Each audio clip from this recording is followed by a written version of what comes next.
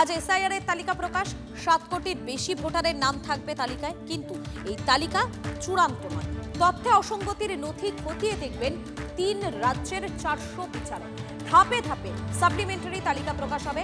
এদিকে সেই বিচারকদের প্রশিক্ষণ নিয়েই আপত্তি তুলে ফের সুপ্রিম কোর্টে কড়া নাড়ল রাজ্য, মমতা বন্দ্যোপাধ্যায়ের করা মামলাতেই। শনিবার ভোটার তালিকা প্রকাশ। শুক্রবারই মমতা বন্দ্যোপাধ্যায়ের করা মামলায় শীর্ষ আদালতের কড়া নাড়ল রাজ্য সরকার। রাজ্যের অভিযোগ, পিছনের দরজা দিয়ে জুডিশিয়াল অফিসারদের প্রশিক্ষণের ব্যবস্থা করছে নির্বাচন কমিশন। এটা সুপ্রিম কোর্টের নির্দেশের পরিপন্থী, কারণ হাইকোর্টের প্রধান বিচারপতিকে এড়িয়ে নির্দেশিকা দেওয়া হয়েছে এবং ডোমিসাইল সার্টিফিকেটও স্বীকার করছে না নির্বাচন কমিশন। ওরালি বলল যে অ্যাডজুডিকেট মানে জুডিশিয়াল অফিসাররা আমাদের ইনস্ট্রাকশন অনুযায়ী চলবে।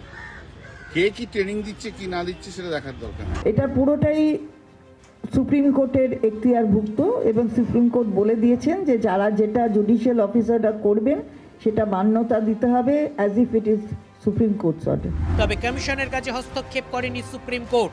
জুডিশিয়াল অফিসারদের সন্দেহ করা বন্ধ করুন, এবারের শেষ হওয়া উচিত মন্তব্য সুপ্রিম কোর্টের। কমিশন বলেছে ডোমিসাইল সার্টিফিকেট গ্রহণ করা হবে না। সুপ্রিম কোর্টে অভিযোগ আইনজীবী কপিল সিব্বালের।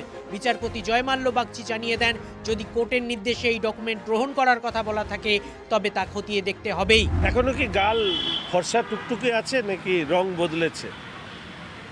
আমার মনে হয় লজ্জা, সামান্যতম লজ্জাবোধ থাকলে এসআইআর নিয়ে এবার বারবার করে সুপ্রিম কোর্টে যাওয়া বন্ধ করে।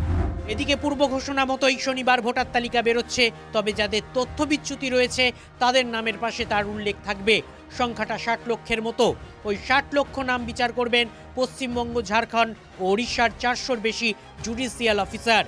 7.08 বেরোবে। 7.08 মধ্যে যে ডেডিট হয়েছে ডেডিটেড লেখা হবে, এডজুডিকেশন হবে, আন্ডার এডজুডিকেশন লেখা হবে। 60,0675 আছে। কত নাম বাদ যাচ্ছে তা নিয়ে রাজনৈতিক তরজার বিরাম নেই। तो 1,20,00,000 लोगों का नाम बाद चला जाएगा। मैंने खुद जाके फाइट किया सुप्रीम कोर्ट में। দেশের বিচার ব্যবস্থার প্রতি তার আস্থা নেই, নির্বাচন কমিশনের প্রতি আস্থা নেই, সেই মানুষের অভিযোগকে কতবার আমরা গুরুত্ব দেব? আচ্ছা, মমতা ব্যানার্জি 2005 সালে পার্লামেন্টে স্পিকারের মুখে কাগজ ছুঁড়ে দিয়েছিলেন, বলেছিলেন অনুপ্রবেশকারী ভরে গেছে পশ্চিমবাংলায়। তো তখন তো উনি এত আগে বলেছেন, আমরা এখন বললাম, তাহলে তো একই কথা বললাম। চুরির ভোট নিয়ে, যারা মৃত লোকেদের ভোট নিয়ে, যারা শিফটেড ভোটারদের ভোট নিয়ে যারা নির্বাচনী বৈতরণী পার হয়, স্বাভাবিকভাবে তারা একটু গর্তে পড়ে। শনিবার তালিকা বেরোনোর পর রাজ্যে অশান্তি হতে পারে, সতর্ক করেছেন বিরোধী দলনেতা শুভেন্দু অধিকারী।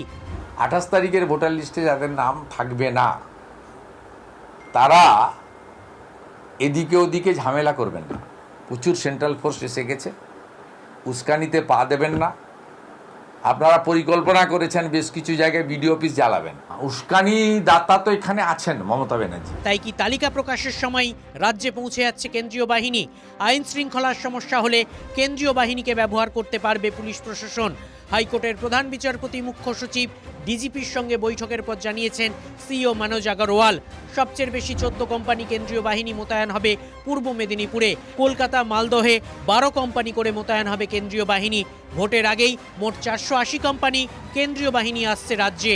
সেন্ট্রাল ফোর্স তো 28 তারিখ আগেই আসবে, আর সেন্ট্রাল ফোর্স যে আছে 1 তারিখ মধ্যে যেখানে যেখানে ডিসিশন হয়েছে ওখানে মোতায়েন হয়ে যাবে। কোথায় কি ঘুরছে না ঘুরছে রোজ সব আমাদের কাছে ফিডব্যাক থাকবে। নির্বাচন কমিশন বুঝে গেছে যে পশ্চিমবঙ্গ পুলিশ দিয়ে নির্বাচন করা তো সম্ভব না। আপনারা যা ইচ্ছা দিয়ে করুন, যতই করো হামলা, তৃণমূল কংগ্রেস, বাংলার মানুষ আবার জিতবে বাংলা।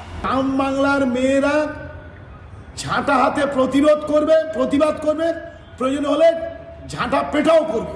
কেন্দ্রীয় বাহিনীকে কিভাবে কাজে লাগানো হবে তা নিয়ে জেলা পুলিশ সুপারদের সঙ্গে বৈঠক করেছেন রাজ্য পুলিশের ডিজি পীযূষ পান্ডে। প্রসেস চলছে, সুপ্রিম কোর্টের নজরদারিতে চলছে, they are keeping track of everything. আমরা ইনশিওর করব, আমরা পুরো জায়গায় প্রপার ডিপ্লয়মেন্ট রাখবো যেন পাবলিকে কোনো অসুবিধা না হয়, আর পাবলিককে যত আমরা সাহায্য করতে পারি ইন দ্য হোল প্রসেস আমরা সেটা দিই। বাহিনীকে বসিয়ে রাখা বা মিসলিড করার অভিযোগ যেন না ওঠে, ভার্চুয়াল বৈঠকে পুলিশ সুপারদের নির্দেশ দিয়েছেন রাজ্য পুলিশের DG. Bureau report, TV9 Bangla.